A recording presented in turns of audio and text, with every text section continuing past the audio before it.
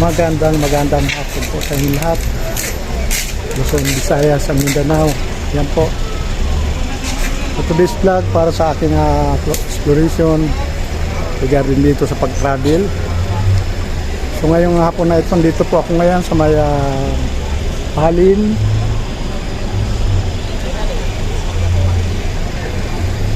Para sa pagtawid ng ferryboat going to Matnog.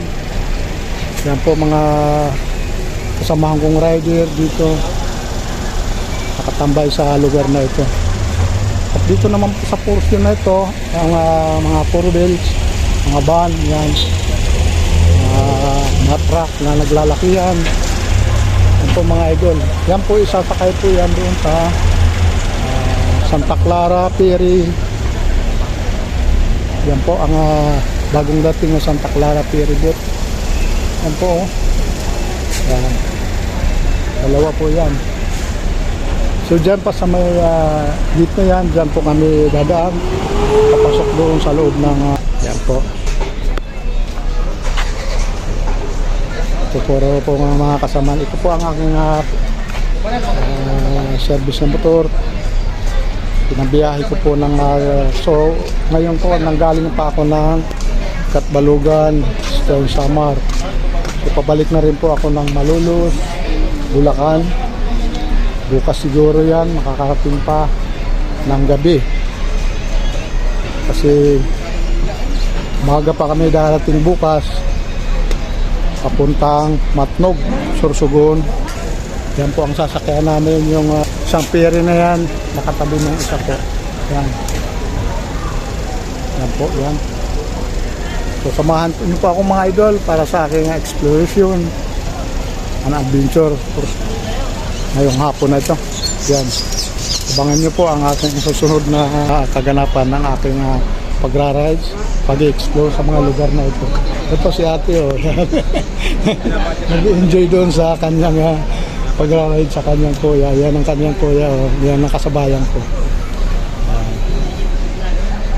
Ano pangalan natin? Ano pangalan? Yan si ate, oh. BSU Criminology yan. Fourth year college na po siya. Sila magkamaya sa YouTube at Facebook yan. Nagda-vlog din ako. Yan po. Musta naman na-enjoy mo ba yung pag-ride? Pag-aangka sa kuya? Okay lang. Pero nakakatakot ano? Nakakatakot at nakakapagod. Pero number one, nakakatakot ano? Pangalawa na lang yung pagod ano? Sana ibahin tayo lagi sa ating mga pagbibiyahe ano?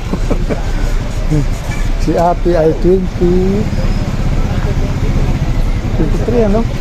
23 years old na si ate. Cute lang siya, oh. 23 years old. Pero ano na siya, fourth year criminology student ng Bulacan State University. So, graduating ka itong susunod na taon, ano? Okay. Anong buwan ang graduating mo doon? Wala pang sure, ano? Pero mostly, ano, mga June, month of June. Yun ang karamihan na graduation there. So, sana walang makasagabal, tuloy-tuloy ang pag-graduate. Saka ang susunod mong ano doon, yung maipasa mo yung exam ng PNP para ikay legit na kung ano man na maging police, ano? Okay. Saan ang lugar talaga? Kaya saan kayo? Sa? Indang Leyte. Tagandang Indang, Cavite. Leyte. Dito sa... Oo. Sa Tacloban. Hindi, malayo lang po sa Tacloban. Malayo naman. Okay. Galing pala kayo doon. So yun po, thank you so much.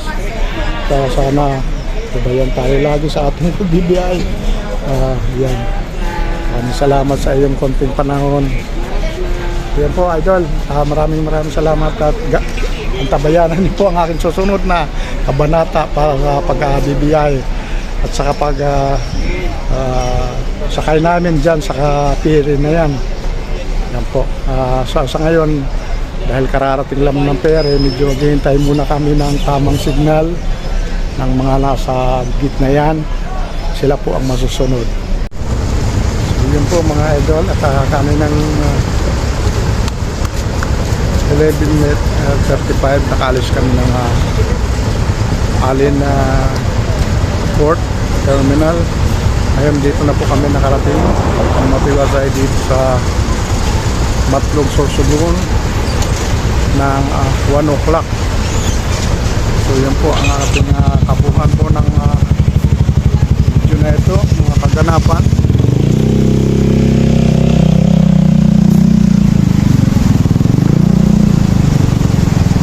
Yan po mga idol, mga naunang sasakyan, mga port cargo, bago kami pinalabas ang mga passenger, mga sakay na motor.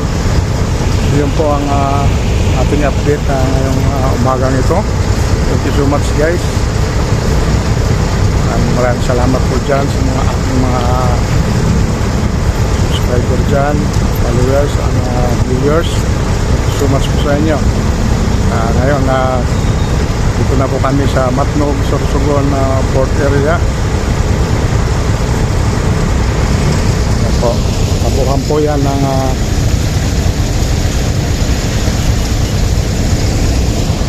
pier ng Matlog.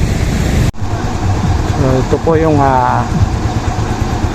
exit ng palabas dito sa pier na ito, Matlog Pier, Sorsogon. So thanks so much po, hanggang dito na lang po itong vlog ko na ito. Don't forget to subscribe my other channel, Kuya Romeo Vlog, and please like and share na rin. Thank you. Good morning po sa inyo. God bless po sa inyo lahat. Sabay po tayo see na rin sa ating susunod na vlog. Thank you so much. Ingat po tayo palagi. Thank you.